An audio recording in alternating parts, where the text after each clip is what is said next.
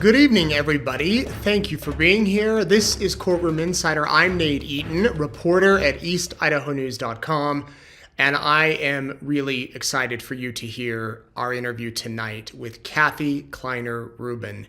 She survived a brutal, horrific attack by Ted Bundy back in 1978, and she lived to tell about it. She had no clue who Ted Bundy was, by the way, at the time this happened. Had no clue that he was going across the country, going to different states, killing young women and leaving them for dead. And she was one of the victims who survived. In fact, she says she doesn't call herself a victim. She calls herself a survivor.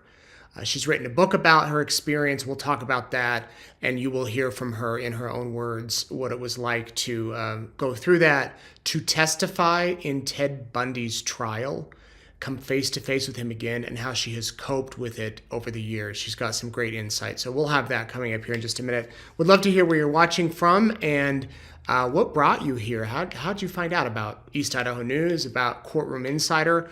We have some really interesting weeks coming up here. In about a month, Lori Vallow's trial begins in Arizona. It's still scheduled to begin March 31st, jury selection, and then the actual trial, witnesses, exhibits, whatnot, will begin a few days later. And there will be some Lori Vallow Daybell news in the next few weeks. Can't quite talk about it yet, but stay tuned. And it's going to be interesting, and it's going to be big. So we'll talk about that here in the coming weeks. Also, some interesting interviews coming up on Courtroom Insider next week, unless there's some breaking news. Next week, John Ramsey will be here. JonBenet Ramsey's dad. We're going to have an in-depth conversation about the case, about where it stands now, and why he is hopeful that today, more than ever, his daughter's murder will be solved. There's been a change in police leadership. John Ramsey believes that there is one major thing that can get this case solved. He's, I believe, 80 now, and he's determined to find his daughter's killer in his lifetime. And I'm going to ask him about the fact that a lot of people think he did it, or his son, or a family member. That's well been publicized. I think that was more so the thought in the beginning days of the case back in 1996. But still, we're 30 years into this, and no killer has been found. And John is still speaking out about it. So don't miss that. Next week, Courtroom Insider every Thursday, 7 o'clock Mountain Time. And then some other guests, can't quite announce yet. But if you have a case you want me to look at, or a guest you think would be good on here, I know many of you are asking about the Colorado dentist, and I'm working on that. Would love to, if any of you have connections to people that might be interesting to interview associated with the case, please send me a private message. You can find me on Facebook, Instagram, my email, or on YouTube, there's an email link. Okay, before we get to the interview with Kathy, really quick, want to give you an update on Kohberger. Big week this week. The judge, remember how Kohberger's attorneys had filed these motions to have a lot of evidence thrown out, like the DNA evidence with the DNA on the knife sheath and things like that. The judge denied all of their requests. And it's a big win for the prosecution. The case will continue on. I won't go too in depth here. You can go read. We put up a story on eastidahonews.com explaining it all. But big win for the prosecution. And if you missed me on Court TV the other night with Vinny on closing arguments, he did an hour-long investigation on the DNA, the blood that was found in the house on a handrail, and blood that was found on a glove outside the house. We talk all about that. This is the home where the 4 University of Idaho students were murdered. You can find it, I believe it's on YouTube, on Court TV's YouTube. I was on with some other experts. They're the experts. I'm not the experts. I'm the journalist. But you can go check that out if you want to do a deep dive. It's about 40 minutes on Court TV. All right, with that, let's jump straight to the interview. Kathy Kleiner Rubin. I could give you a big introduction about her, but I'm not going to. We're going to get straight to the interview and hear her miraculous story of survival, surviving an attack by Ted Bundy. And joining me now, Kathy Kleiner Rubin, who has a remarkable story. She is a survivor of a brutal, brutal attack by one of the most notorious killers in American history, Ted Bundy. She's written a book. You can see it there behind her, A Light in the Dark, Surviving More Than Ted Bundy. Kathy, I appreciate you chatting with me. I was so impressed when we met at CrimeCon a few years ago, and I thought about you a lot and wanted to have you come on and share your story for those people that didn't get to hear you. Take me back. Let's just start there. You were a student attending college when this horrible event happened. Yes, I was a sophomore at Florida State University. I was a member of the Chi Omega sorority, and I was living in the Chi Omega house on campus. And the Saturday before the attack on Sunday, it was just a normal day. I went to a friend's wedding, and we had a nice reception. And afterwards, we went back to a friend's house to have a potluck dinner. And around 8:30 or 9, I said I need to go home because I have a calculus test on Monday, and at least I should open the book and see what it might be about. So I was in my room studying. With my roommate was also studying, and around 11:30 that night, we turned off the lights to go to sleep. Now, my room in the sorority house was on the second floor, and the windows faced the back parking lot. My roommate and I had twin beds on parallel walls and a little small footlocker in between them that we put books and things on. So I'm asleep, and around 3 in the morning, I hear our bedroom door open. But before that, someone had come into the back of that back door of the house, picked up a piece of firewood, came through the back door and up the front staircase. And it's really dark. It's 3 in the morning. And he actually unscrewed the lights in the hallway so that it would make it darker. He went into the first room, and that was Margaret Bowman's room. He attacked her, strangled her, and killed her. He left her room and went across the hall to Lisa Levy's room. He also attacked her with the club and left her to die. He walked across the hall again, and that's when I heard him open our bedroom door. The door swished over the carpeting. And this woke me up a little bit. It wasn't like, it was just like something I heard. And the next thing I hear is this big stumble and trip over the footlocker. And I open my eyes now, and all I see is a silhouette of someone standing next to me. And in his hand, he had that log, that piece of firewood that he had just killed Margaret and Lisa with. And I saw him raise his hand up over his head, and he slammed it down on my face so hard that it broke my jaw in 3 places. It cut open my cheek, almost bit my tongue. And immediately I didn't hurt. It was weird because it felt like a bag of potatoes being hit. And then the pain started. And I laid in my bed. He went across the room, tripped over that little trunk again because he heard my roommate starting to stir. He went over and hit her with the club, the same club, and he smashed it on her face. Now I'm starting to stir, and I'm moaning and groaning. And we didn't know it at the time, but this was Ted Bundy. And Ted Bundy never left a victim alive. He came back over to my side of the bed, and I had made myself into the smallest little ball I could make because I thought if he couldn't see me, he wouldn't kill me. And as I'm laying there in my little ball, I look up and see his arm up over his head again.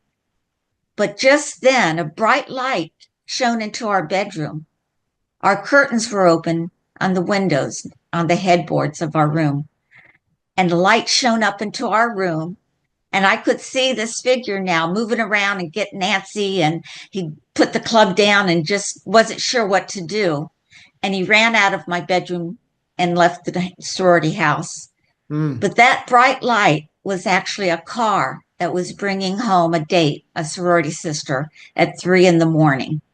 So then the room got dark again. It was all black, and I'm sitting in a little ball with my injuries and just waiting for someone or not knowing if I was going to die or exactly what was going to happen that night.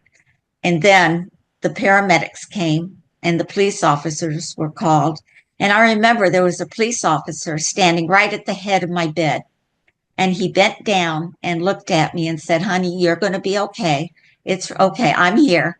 No one's going to get you again."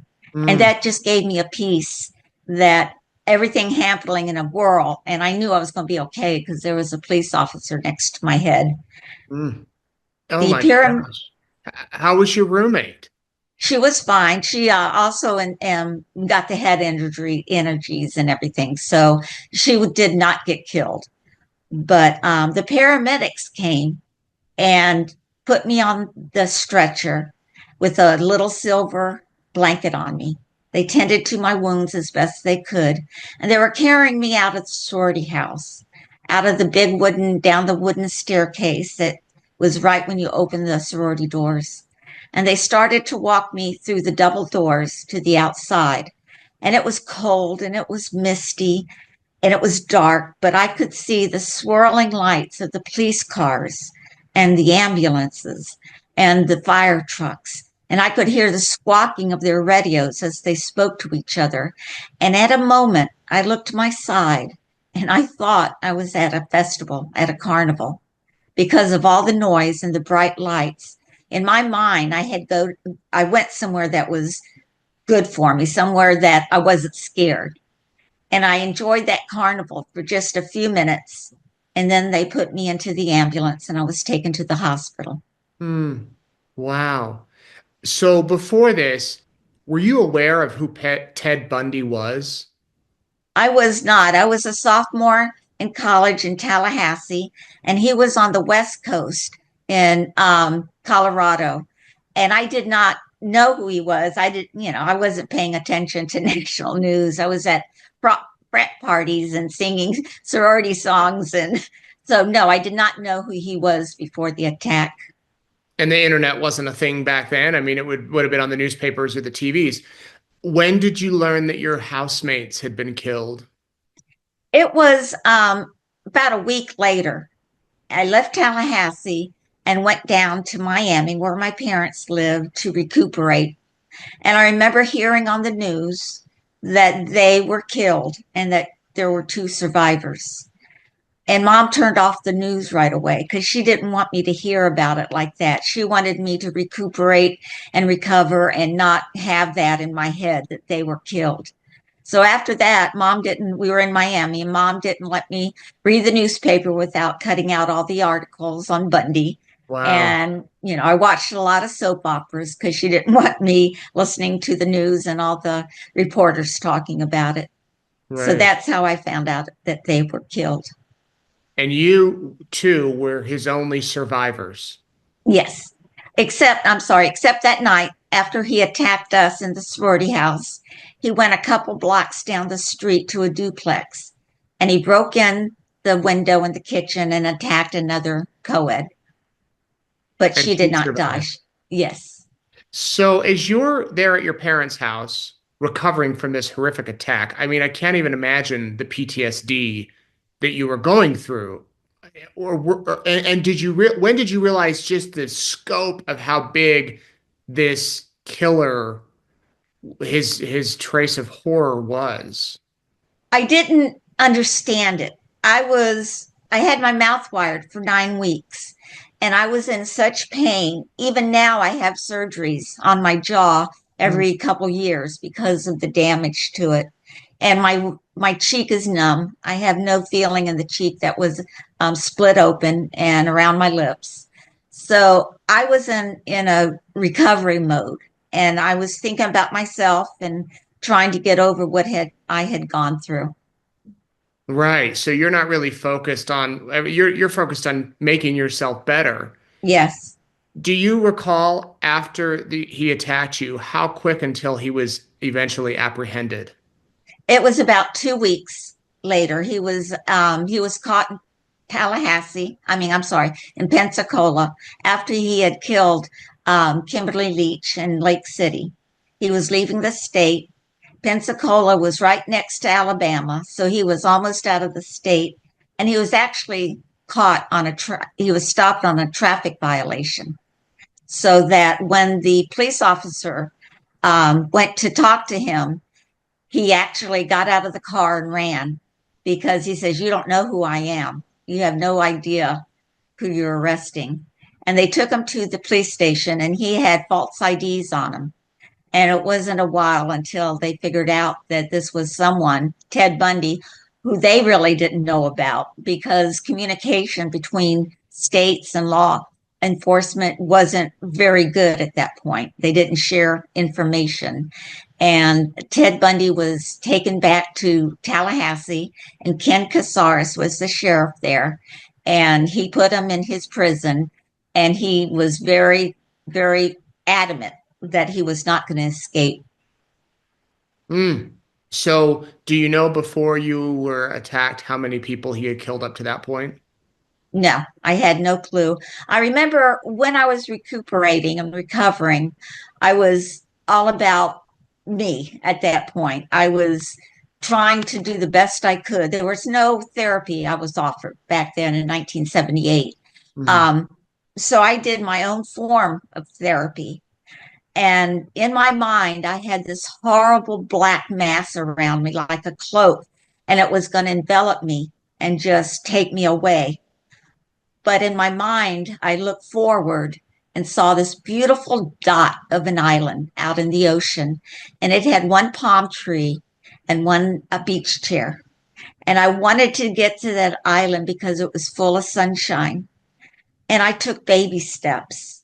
I couldn't do it every day, but I would imagine myself taking baby steps to get to that island. And as I did, I looked behind me, and this black mass were baby steps behind me. And as it took a while, I finally got to my island. I sat in the beach chair, put my toes in the sand, and looked up, and all I saw was sunshine brightly shining on the water. And there was no black mass. It was gone. It was not going to be a part of me anymore. Oh, wow. Wow. Did you ever go back to that house? I did. Right after the attack, I was in the hospital at Tallahassee for about a week or so. And it was time now for me to fly home to Miami about a week after the attack. And as I was taken from the hospital in the police cars, they stopped in front of this Chi Omega house. And they said, "We're going to go inside because I want you to look to see if there's anything missing that you could tell us, something that we could look for." And they took me up the stairs, and it was one arm. Each police officer had one elbow and helped me up those stairs. And I turned the hallway, and I saw red, yellow tape on Margaret Lisa's room. And as I walked down, I saw my room. And I walked through, and the room was a mess. It was full of fingerprint dust all over the place. And I looked at the top of my dresser, and I don't remember what was on top of it, much less to say something was missing. But I looked down the wall, and I saw my bed. And my bed was now stained brown from all the dry blood.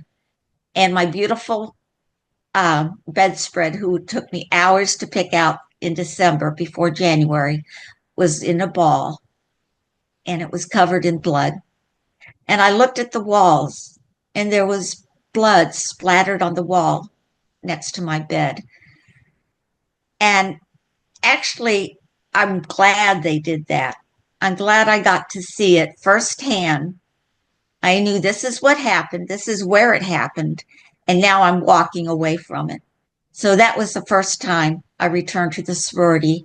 And I returned one other time years later when I was going to go to a football game in Tallahassee. And I went by the sorority again at that time. Is it still standing? Do you know? Is the house still there? Yes, actually, they renovated it. So it's totally different than the way it looked at the time I was there. It's big, 2-story, wide, beautiful antebellum house now. Oh. And I never went into that house. So I didn't see it the way it was now. Every time I looked at it, it was the way it was that night when I left.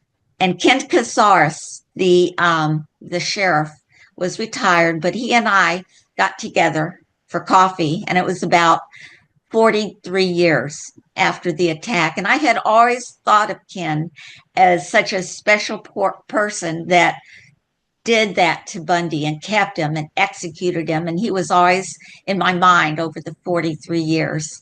And he and I met for coffee, and I ran to him. I walked to him, and he stood up and walked to me, and we hugged each other. Mm. And we hugged each other for a long time. And then we were allowed to go back to the sorority house. And now it was that big, beautiful house. But he and I stood in front of it on the sidewalk. And he said, he saw the old sorority house. And he remembers the night I was carried out. And he looked at me and said, I don't think she's going to survive her injuries. And he told me that. And he was so glad, of course, that I did. And we've been in touch over the years now. Oh, wow. Okay, so he books Ted Bundy 2 weeks later. And at what point did you find out that you needed to testify at the trial? And is that when you learned just the how horrific his series of crimes were? Yes, I did a little research after he was apprehended, and in my mind, it's like, yeah, they arrested someone, but I didn't necessarily think this was actually the man that attacked us. So about a year later, they had in '79 in the summer, they put together the court case, and at first I had to go and do a deposition.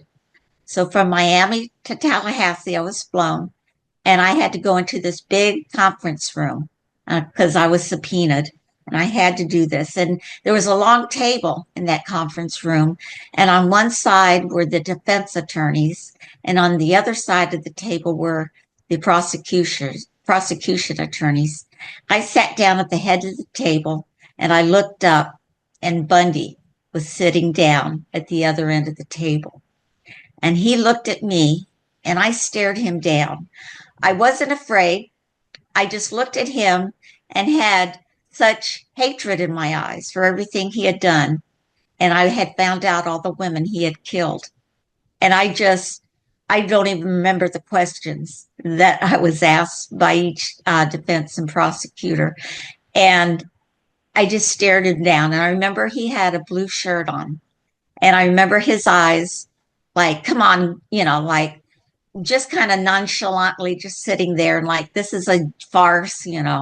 But that was the deposition. And afterwards, I was flown back to Miami.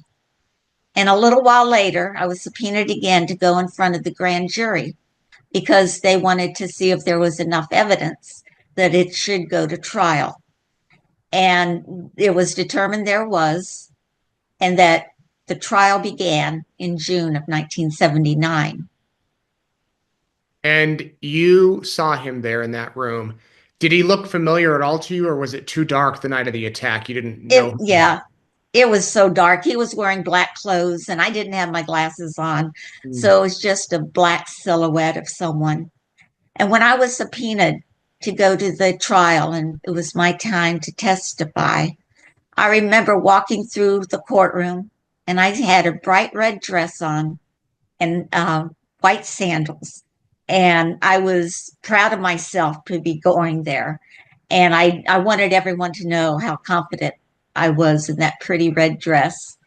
So I sat down in the witness box, and I was asked questions again.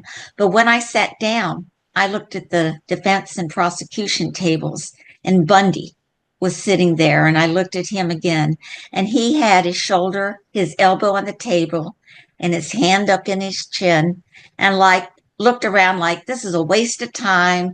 Nothing's going to happen. They're not going to find me guilty. And he was that kind of cocky look.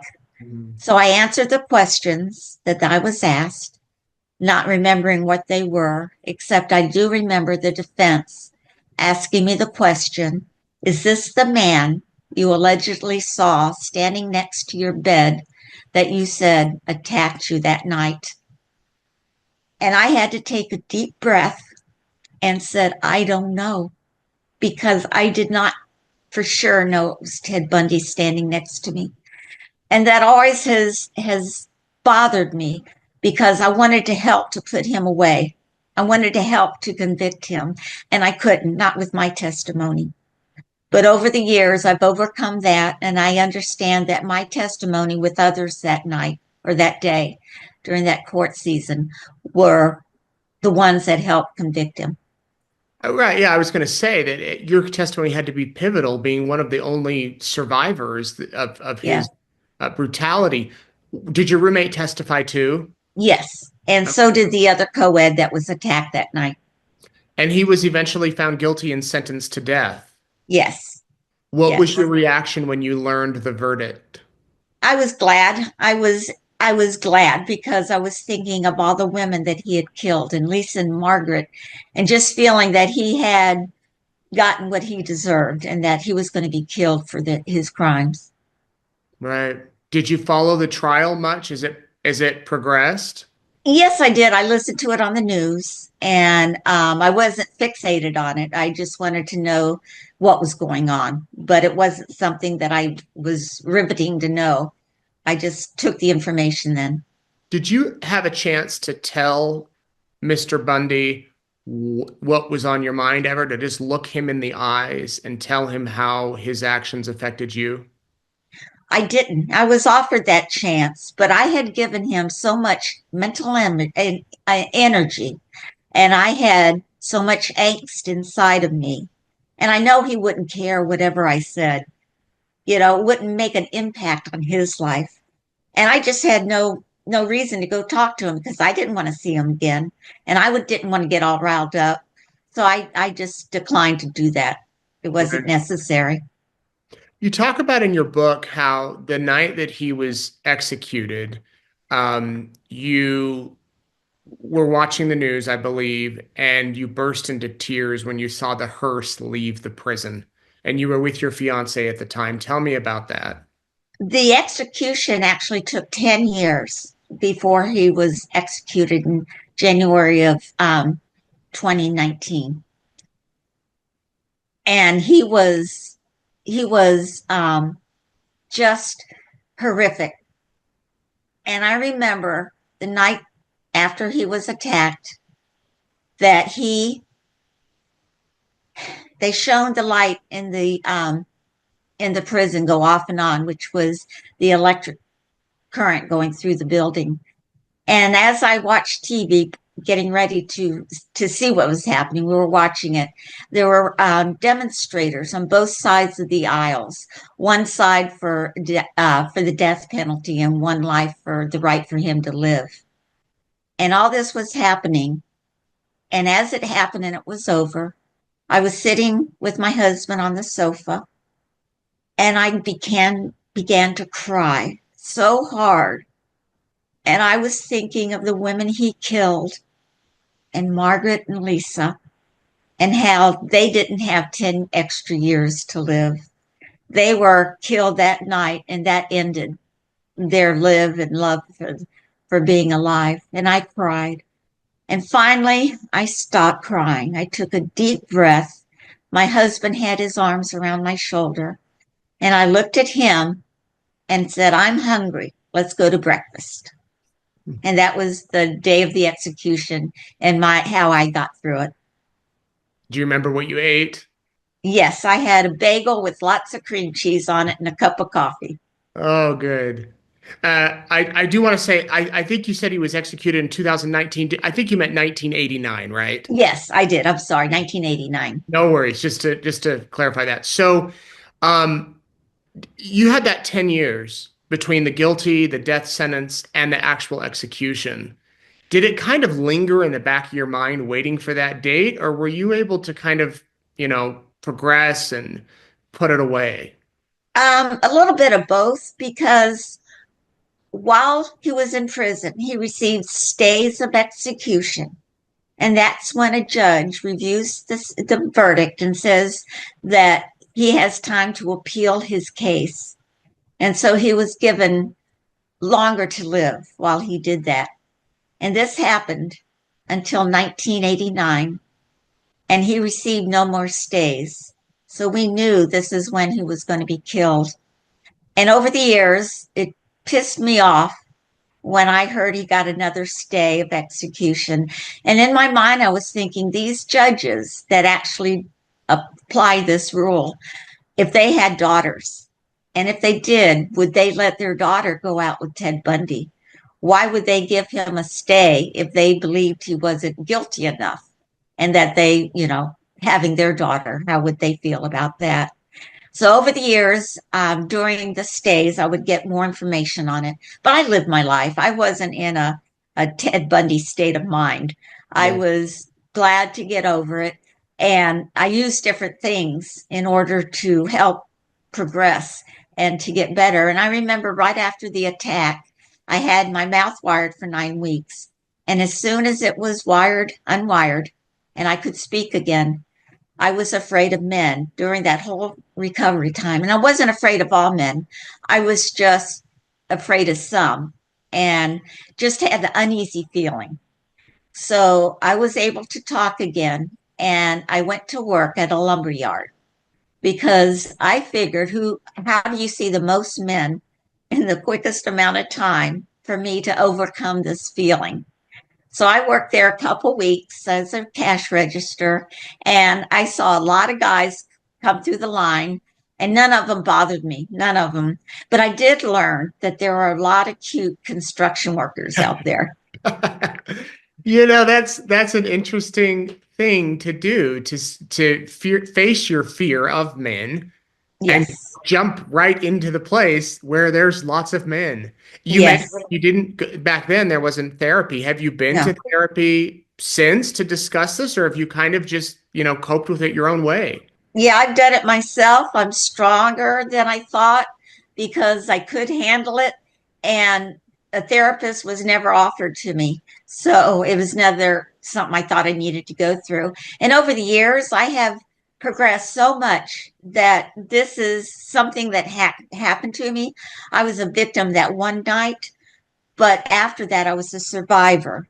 And I knew I had to make my survival in a positive way. And I wanted to do that. So I've lived life. We've had sailboats, I've had motorcycles. So it's just, I didn't think I needed to sit and talk about the past when I felt good about it and that I was going forward. What was it like, and what has it been like when you see docuseries and in-depth books and all sorts of stuff and really, I don't want to say an obsession, but sometimes an obsession among some people with this case. Has that been a little surreal? It has. It has. I've watched all the movies and read the books and the documentaries. And, it's hard to see him as they portray him as good looking, intelligent, a great guy when he wasn't. He was a loser. It took him 8 years to get his undergraduate work. He was, as he grew up, he was the typical killing animals, setting things on fire, scaring people, peeping Tom. He never had a job. He was he was just a loser. He couldn't amount to anything. And he said he went to two different law schools and dropped out because he didn't have the aptitude to learn. So to see him so brought up and thought of in a Glamorized. yeah glamorized that I had to put myself to think that these people that do that and create these things want it to be sensational because they want to make money off of it. And when you see a movie, the writers and the producers get a lot of money for people to go to the movie theater. And if they had said that he was a loser and that he had no self esteem or anything, why would people want to go listen to that? But to think he was just a great guy and that he lured his victims so that he could attack them, even that was wrong. He didn't lure them; he went up behind them and he attacked from behind.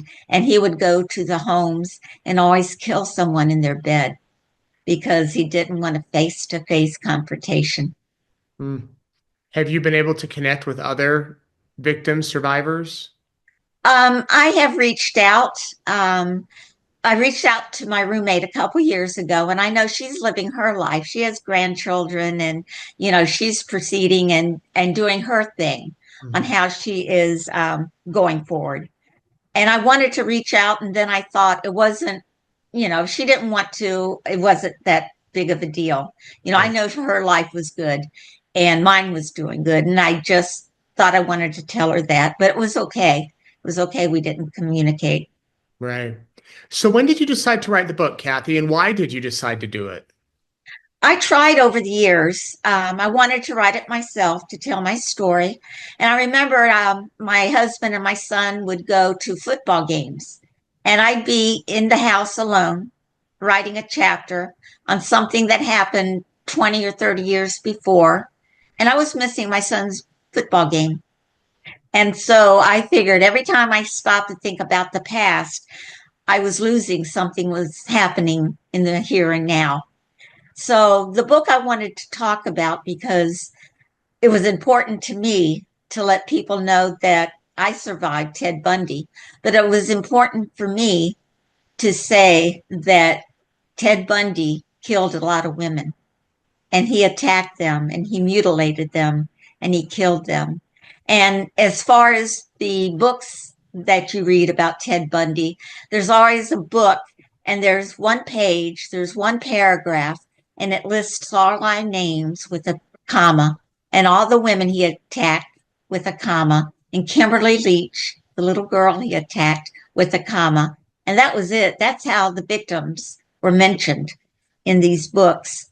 So when it was time to write my book, I decided it took 2.5 years, and I was working with a co-author, Emily Lacusi, and I knew that she was going to help me. We worked together after several interviews that I talked to her, and she was great.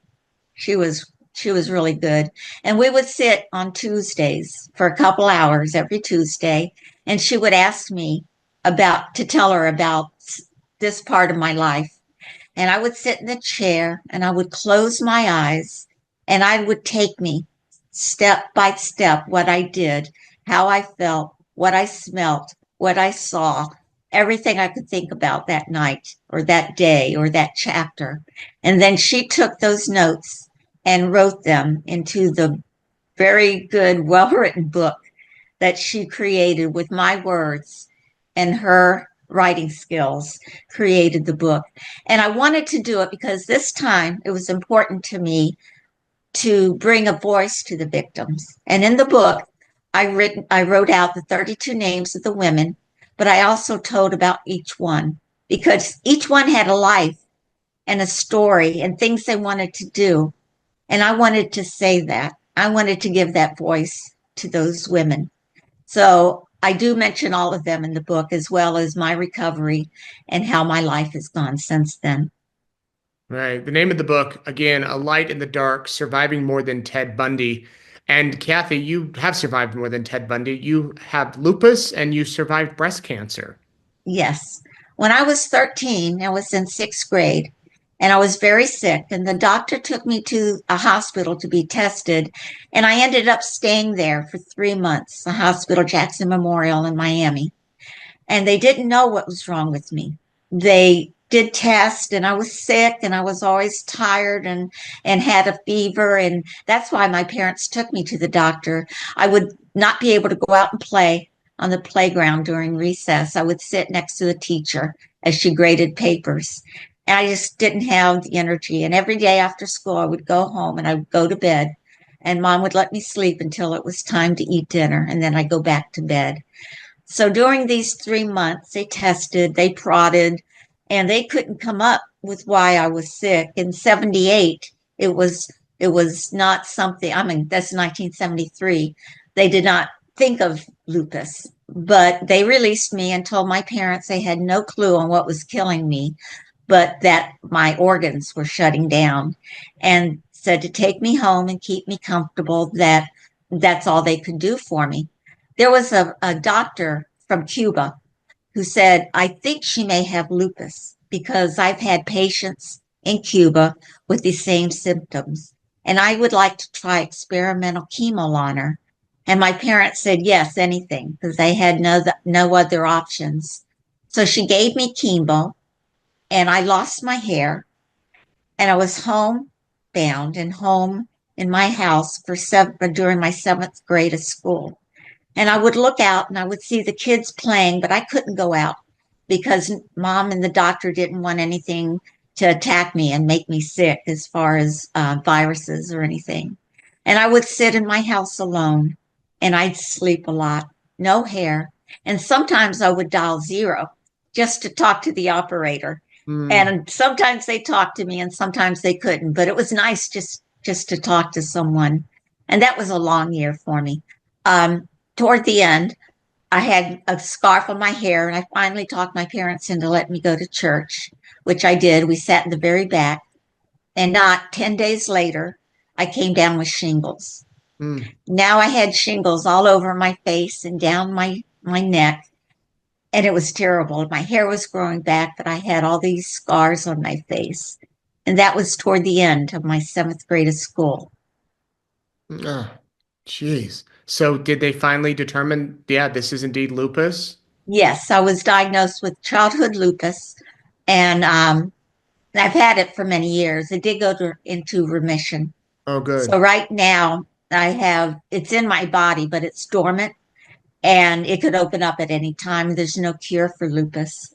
And my heart goes out to all the women and men who have been diagnosed with this terrible disease.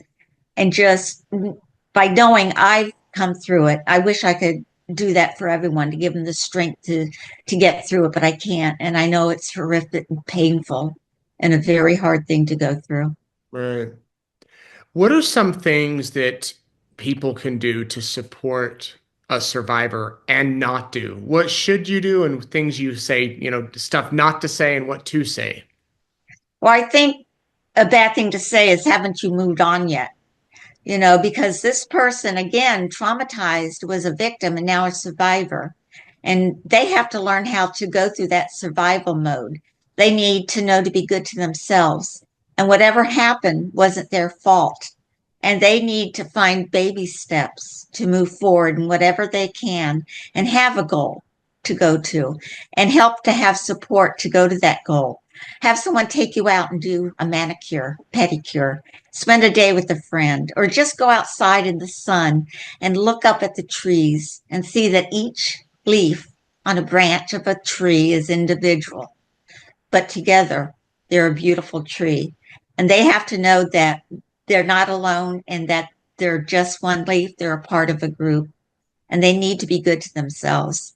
And I think as someone who is around someone who's been through trauma, they want to do stuff, but they don't know what to do. And sometimes the source or the circle of friends might tend to get smaller because they don't know what to do to help. So they just kind of fade away. And these victims need the circle to get bigger. They need to have not just themselves to get better. They need everyone to help them get better and through this.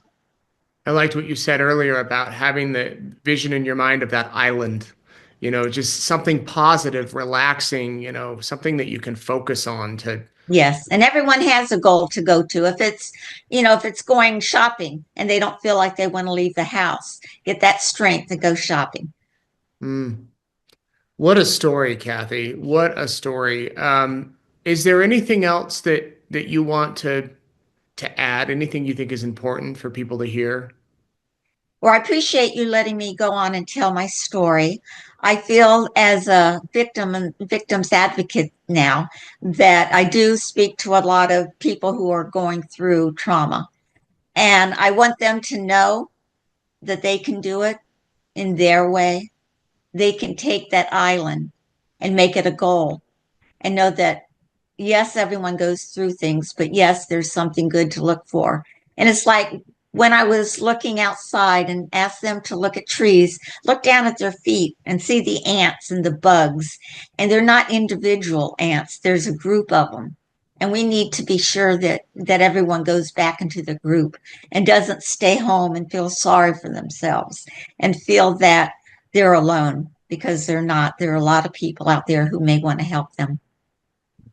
Well, thank you very much, Kathy, for sharing your experience. Again, the name Thank of the you. book is A Light in the Dark, and you can pick it up online. You have a website too, don't you, Kathy? No, I'm pretty much on Facebook. Okay. Anyone can find me on Facebook. Kathy is just such a light and has handled the situation just incredibly, incredibly strong.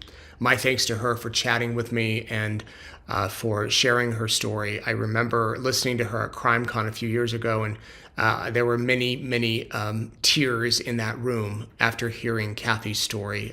So, Kathy, thank you for sharing, and you can read more about her experience in her book. Okay, again, if you want to keep in touch, follow the news of the day and other stuff. Here is where you can find me. I'm on Facebook, Nate Eaton Reporter. I'm on Instagram, n.eaton. That's more family type stuff, occasional work stuff. You can find me on X and Nate News Now, and then YouTube, East Idaho News YouTube. My family has a channel. It's called Meetin' the Eatons, and we're posting a bit more on that. You can follow along there. And don't forget, next week, John Ramsey, Jean-Benet Ramsey's father, will be here chatting with me. Promises to be an interesting conversation. And all the latest on the other cases we're following, Daybell, Koberger, other things that we have in mind. So thank you again for watching. I hope you have a great weekend. I'm Nate Eaton. See you later.